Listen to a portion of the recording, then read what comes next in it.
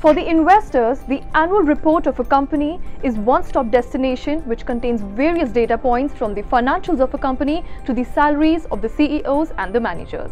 The annual report is your one-stop destination for all the information you need for stock picking.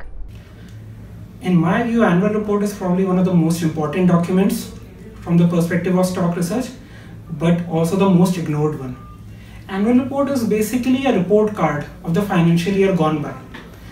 If we read the annual report, we get to know as to what the company has done in the last 1 year, what is its current status in terms of balance sheet and the overall capital structure, the debt and the asset base, how the management is, what they have achieved in the past, how did they achieve. And now when we read various annual reports, you don't have to read just one annual report. You have to read basically, if you read say last 5 years, 10 years annual reports, you get to know a lot about the company as to what they did over the last few years, how the capital structure has evolved over the years, what did the management say in any particular year, and what then they achieved the next year. So basically there are a lot of things which do not get covered in say quarterly numbers or the number of tools that have got developed of late. So a lot of things which are part of annual report that do not get covered in the general analysis or the screeners that we get of late. So from an investor's perspective, reading the annual report of a company you are investing in is probably the most important thing to get basically the complete idea of how the management is or how the business is, what is their outlook towards the business. And it's important to read not just one annual report but several years annual reports to form. Basically you try and connect the dots backwards. You start with say FY18 annual report, and then when you read the FY17 or 16 annual report, you start connecting the dots backwards as to how the company has evolved or what they said and what they achieved. So as I was saying, there are a lot of key points in the annual reports which do not get covered outside of the annual report. So starting with some MDA, which is the management discussion and analysis. So when one reads MDA, one gets to know as to what the management believes the outlook for the industry is. One gets to understand what the outlook for the business is and what are the growth prospects for the industry is in general. The second important point is the shareholding changes. In the last few years, the annual reports have started incorporating a lot of things like top 10 shareholders. So that's a new development which has come in the last 3-4 years that did not get covered earlier.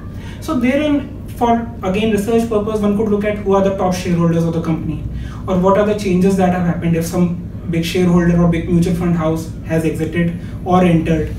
Similarly, we also get to know whether the promoter's holding is increasing or not. If they increase their holding, whether they did it through market purchases or through some other inter-se transfer. The other important point is management's remuneration. This point again doesn't get covered in general outside of annual report. So when you are evaluating a company and you see the performance of the company, you try and correlate with the management's remuneration. You try and determine whether the management is taking very high salary or not, whether the increment in salary is in proportion to the improvement in performance of the company or not, whether there are certain incentives which are related to the performance of the company or not. So those tell you whether the management's interests are aligned with that of the shareholders or not. Then the other important point is the off-balance sheet items. There are off-balance sheet items like tax disputes. So normally these points, again, the tax disputes do not get covered anyway. But when you read the auditor's report, you get to know whether there are certain pending tax disputes with the company or not.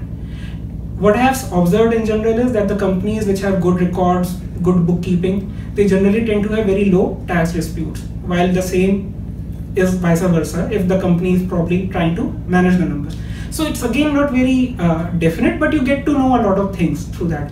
Then there are contingent liabilities, whether the company has provided for any guarantee for any company or loans. So those are all balance sheet items which do not get reported in various tools or various quarterly numbers. So these are basically very important points. Then other important point is related party transactions. Now the company, the promoter who is running the business, he could have some other company as well, where he could have probably higher holding, and he could be managing some numbers or some sales or some job work through that company. So we get to know whether the company is trying to pass on profits to that other company which is not listed, and whether they are trying to shortchange the existing shareholders by underreporting the profits in the company which is listed or not. So those are really important points in the annual report which do not get covered outside and are very important from the point of research.